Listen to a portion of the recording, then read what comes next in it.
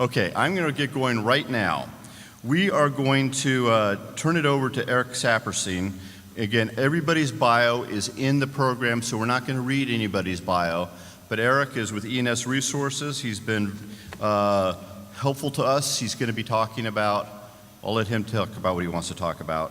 WRDA is one of the key things out there, but Eric's done a phenomenal job in terms of helping guide us when we've had questions in Washington.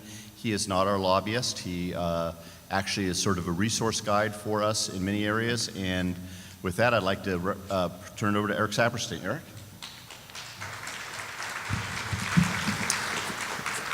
Well, thank you, John, and good morning, everybody. It's really good to be here. It's a pleasure to come back and tell you what is happening in Washington and what that means for your interests. And in past years, I've said, we probably won't see much happening. There's a lot of gridlock. This year, I can tell you on the issues that matter to you, specifically water resources development, ports, harbors, dredging, what have you, there is momentum. And at the end of the day, or at least the end of the congressional session, I think we're going to see some substantive action on legislation that impacts you. So, in the limited time that I have today, I'm going to go over what's happening with the Water Resources Development Act activity. I also want to talk about appropriations because it's very important, I think, from the perspective of what happens under the Corps of Engineers and related programs of interest or agencies to you. And then finally, I think the question that everybody wants to know is what's going to happen in Congress. Spoiler alert, I have no idea, but I'll give you my, shall we say, impressions. Okay, WRDA, two things to keep in mind. Number one, the Senate is moving ahead and the House is moving ahead. That is a given. We are seeing in the Senate right now a bill that has been introduced, a hearing has been held, there'll be another hearing on what's called the America's Water Infrastructure Act. That's what you're going to hear about in the papers and what have you, as opposed to something called WRDA. But it is a WRDA. The distinction I would make is that as much as they are going forward with a target of marking up the bill on May 24th, the House is yet to introduce their bill, but they're moving forward on a similar timeline with the expectation that they can move a bill out of the committee on May 24th, right before Memorial Day recess, so that when they come back to their districts for the break, they can talk about what they've been able to accomplish. The difference on the schedules is minimal. The key, though, will be what happens in the Senate, because in the House, as I've said in the past, it is ruled by the gavel. The Speaker says we're going to move this bill, boom, it goes through the House. The votes are there. The Senate is always a political question of whether there's the political will to move legislation during the Senate debate because of the filibuster situation. As of this point, the WRDA bill in the Senate, apparently the committee staff have indicated that the Majority Leader, Mitch McConnell, who sets the floor debate schedule, has committed to the leadership of the Environment and Public Works Committee that has jurisdiction over this bill, that they will get that bill on the floor sometime in June or July and move it through the Senate to the House, setting up a situation that we will have two bills most likely by September that can be conferenced, but not until after the November elections for political considerations. Each side wants to see who's got theoretically the incoming control of Congress after the November elections. The overarching point that I want to state before we go into the specifics of the WRDA bill in the Senate is that this bill and the House bill, when we see it, will essentially express frustration at the way the Corps of Engineers does its work. Now, that's not necessarily a negative statement to any of the Corps folks that are in the audience today. What it is a continuing mounting or an escalation of stakeholder frustrations communicated to Congress that things don't get done in a timely manner due to rules, regulations, processes, handbooks, what have you. So I think when you think about what the priority is going to be in any kind of WRDA bill, it's going to be trying to figure out a way to make the system work more efficiently, okay? So, from the House perspective, because this is really an easy one because there's no legislation yet to talk about, the House bill will be a defined Corps of Engineers-centric piece of legislation. You're not going to see a whole host of sort of separate initiatives that might talk about water infrastructure outside of the Corps of Engineers or what have you. That's just a decision by the chairman that they want to do a small bill, and if it's going to be expansive language, they'll do it in the conference, partly because it worked this way last time round in 2016, and partly because if they start adding things on in the House that could increase the cost of the bill, the fiscal conservatives, the Freedom Caucus that you read about, will just revolt and rebel, and you won't have the votes to move the bill off the House floor. However, we also expect, according to committee staff, that the House folks will put together at the same time that they do the WRDA bill, a water infrastructure bill. And what that means is some kind of legislation where they throw in all the things they couldn't put into the core bill or the WRDA bill, and then they do that on a parallel track if everything works well, and then when they go to conference with the Senate, they can negotiate with the Senate, and that's important because now I'll go into the Senate bill. The Senate bill, as I said, it's called America's Water Infrastructure Act. It will be an expansive bill within the framework of what they can get done on a budgetary basis. So I'll go into the specifics in a second, but the Senate bill, the number, by the way, is S-2800. When it's marked up on May 24th, will be more than just a Corps of Engineers bill. It will be a bill providing for legislative recommendations and assistance programs to build all manner of water infrastructure programs. It will be a bill reasserting or reaffirming that the federal government has a meaningful and important role to play in providing assistance to state and local governments in developing water infrastructure. And from that point of view, I think, that's a good thing because we don't know what's going to happen after the elections, but water infrastructure has been delayed for too many years now as far as responding to the needs, and this is a signal that they are serious about doing something in this year. I'd also suggest to you that from an administration standpoint, the administration released their principles on infrastructure back in February when they released the 2019 budget. It was not legislative language, but just, as I say, principles. And by the way, it was stated that it was written at an 8th grade level so that everybody could understand it. It has been rejected by the Committee on Environment and Public Works in the Senate when they put together their WRDA bill, which is an important thing to take note of because it tells you that on a bipartisan basis, the Senate committee is unprepared to impose all the regulatory mandates that were a relaxation of regulatory mandates or restructuring of regulatory mandates that were in the Trump infrastructure principles plan. So you see an evolving, shall we say, heightened commitment by Congress to take back the decision-making process and not allow the administration to willy-nilly dictate what will be in any infrastructure or at least WRDA bill. So with that, let me go through, as I said, there's not much in this House bill, so I'm going to focus on the Senate bill because there's a number of items in there that are very important, I think, to you. When I looked at it, it's always hard to sort of in a snapshot tell people what the headline issues are. So I looked at the bill and I came up with some sort of top tier issues and subject lines, if you will. The first one is structural provisions relative to the frustration of the way the programs at the Corps are being administered today. First thing that I think is notable is a priority to require the Corps to put together a 5-year budget. And this is a rolling budget. Year one would be what they call a work plan. That would be a descriptor, if you will, of what they're going to do with the budget that Congress gave them. That's done already. What's interesting is each year with that work plan, the Corps will do a budget estimate, if you will, for years 2, 3, 4, and 5 that will detail where they are headed. So you see, again, Congress trying to reassert itself and make certain that it has the information to make informed decisions, irrespective of what the Office of Management and Budget might do. The second thing that you have to consider is the current status of all numbers of or manner of program activities within the Corps. For example, reimbursement of project costs when projects are undertaken by local agencies. The Senate bill clarifies that the Corps must either give direct financial assistance or in-kind assistance to the local agency.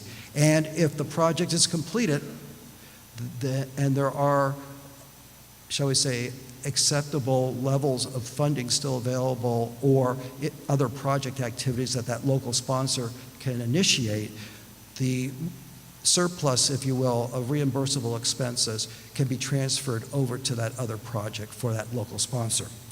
The other thing to consider is project deauthorization. This has been a big issue in the past because the Congress has to offset spending when they want to increase spending. This bill says that over the next several years, if it were enacted, the Corps must identify up to $7 billion in project deauthorizations, be they feasibility studies or project construction activities. The good news is disapproval of the projects are essentially subject to congressional support in a resolution. So we sort of see Congress again reasserting itself. There is, from a financial standpoint, an improvement on the Corps', shall we say, flexibility to finance projects innovatively. The frustration of the Senate with the Corps not implementing the Water Infrastructure Innovation Finance Act, WIFIA, shows up in this bill by directing the Corps to provide a study that will define explicitly how they're going to implement WIFIA to promote innovative financing of projects. Transparency of programs. Let me run through very quickly some of the key highlights of, again, putting pressure on the Corps and the administration to do a better job. There is a requirement that the National Academy of Sciences look at how to increase stakeholder input and cooperation. There is a study required to look at whether they should do project authorizations on program-by-program basis rather than a project-by-project basis. There is a question raised to define whether or not the Corps should remain in the Department of Defense, or is there a better area in the federal bureaucracy for the Corps to be placed in to deliver product better.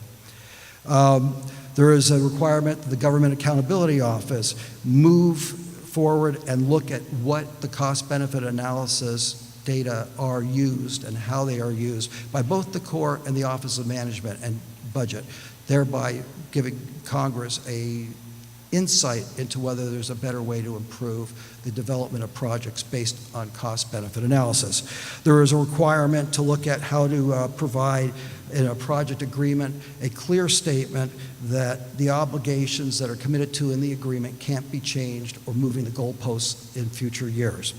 There is a requirement, again, frustration of Congress with the inability to issue guidance in a timely manner. For Word of 2014 and 2016, if guidance hasn't been released and issued in final to implement provisions in those two laws, the Corps has 120 days after enactment of this bill to issue that guidance, or they start incurring penalties, financial penalties, and their budget gets whacked, and the dollars are moved to other activities in the Corps of Engineers.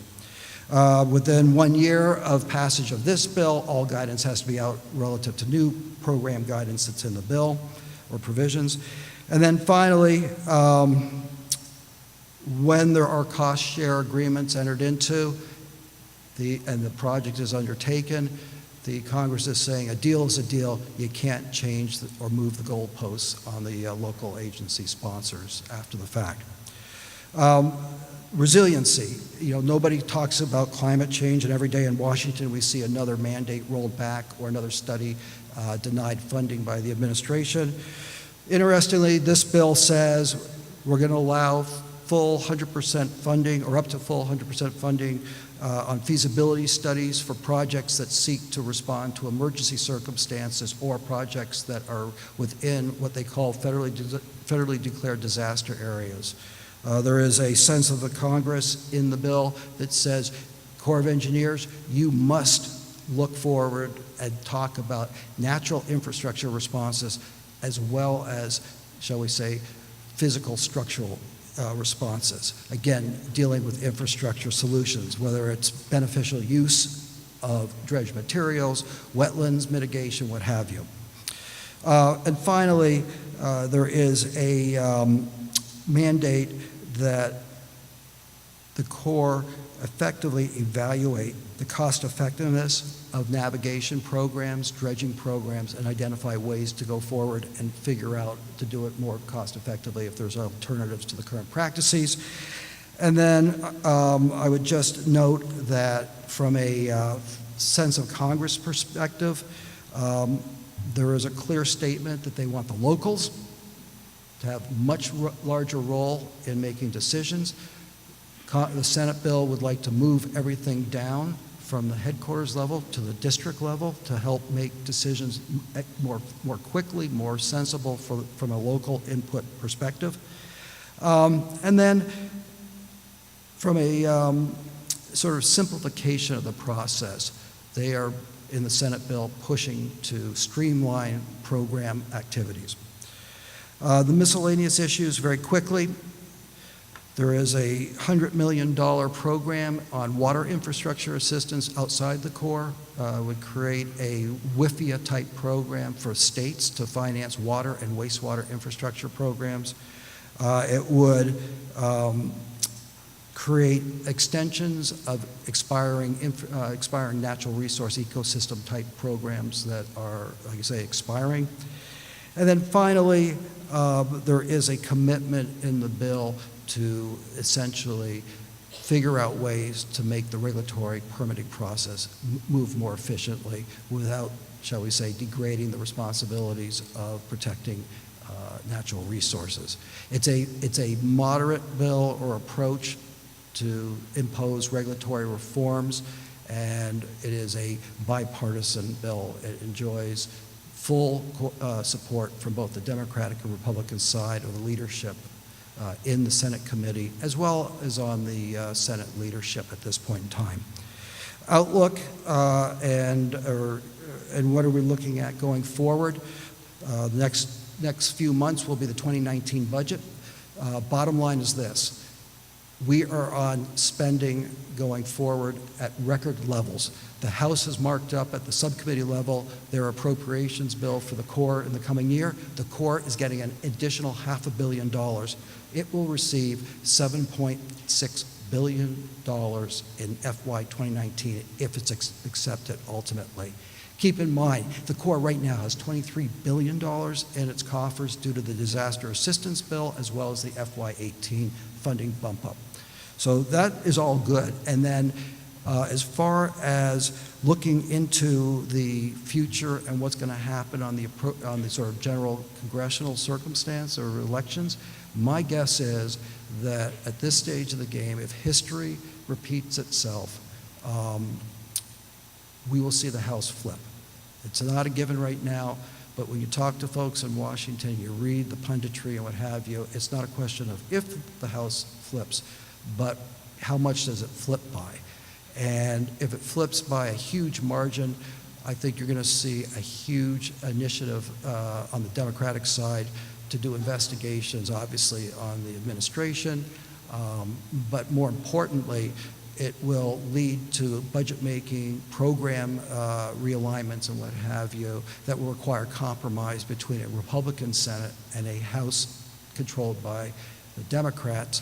And that's good for us because divided government forces compromise. And at this point in the game, that's what we need to get the legislation moving forward to address the needs of your interests and beyond. The last thing I want to say, though, is on the rescission for the FY 2018 budget. You may have read about the president putting in a rescission request of about $15 billion. It does not impact any of the programs that you want to have funded in the current year. The president, though, is committed to putting in another $10 to $20 billion in rescissions over the next couple of months. Those will be the rescissions to look at. They probably won't become law because you need to have both the House and the Senate approve them. But that next, if you will, tranche of a rescission request to kick back some of the dollars into the, or eliminate some of those dollars going forward will be the FY 18 dollars that were just appropriated as part of the omnibus agreement back in February, March timeframe. That's what we have to look at. My guess is at the end of the day, the Corps programs, the EPA water programs, the Bureau of Reclamation programs will do just fine, but we'll need to watch that. And with that, I will end. I know I went over. John, I don't know if... Right. I guess I am. No, thank you very much.